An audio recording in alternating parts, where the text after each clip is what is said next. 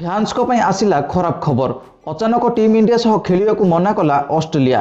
New Zealand ବିପକ୍ଷ ଟି20 series ଶେଷ ହେବା ପରେ ଟିମ୍ ଇଣ୍ଡିଆ ବର୍ତ୍ତମାନ ବର୍ଡର ଗାଭାସ୍କର ଟ୍ରଫି ପାଇଁ ପ୍ରସ୍ତୁତି ଆରମ୍ଭ କରିଦେଇଛି।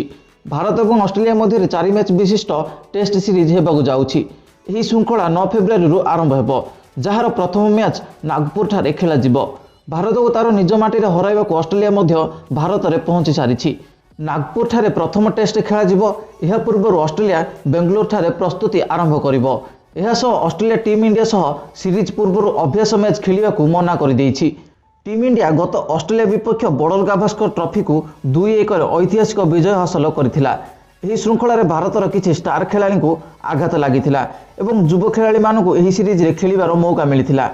ଅଷ୍ଟ୍ରେଲିଆ ଟିମ୍ ବର୍ତ୍ତମାନ ସେହି ପରାଜୟର ବଦଲା ନେବାକୁ ପ୍ରସ୍ତୁତି ହେଉଛି। ଅଷ୍ଟ୍ରେଲିଆ ଟିମ୍ ଟେଷ୍ଟ ସିରିଜ୍ ଆରମ୍ଭ ହେବା ପୂର୍ବରୁ କୌଣସି ପ୍ରକାର ଅଭ୍ୟାସ ମ୍ୟାଚ୍ ଖେଳିବାକୁ ମନା କରିଦେଇଛି। ଟିମ୍ର ଷ୍ଟାର ବ୍ୟାଟ୍ସମ୍ୟାନ୍ ଷ୍ଟିଭ୍ ସ୍ମିଥ୍ ଏବଂ କୋଚ୍ ମଧ୍ୟ କହିଛନ୍ତି କି ଅଭ୍ୟାସ ମ୍ୟାଚ୍ର ବର୍ତ୍ତମାନ କୌଣସି ଲାଭ ନାହିଁ ଏବଂ ବିସିସିଆଇ ଏହି ମ୍ୟାଚ୍ରେ ସେହିଭଳି ପିଚ୍ ଦେଇନଥାଏ ଯେମିତି ସିରିଜ୍ରେ ହୋଇଥାଏ।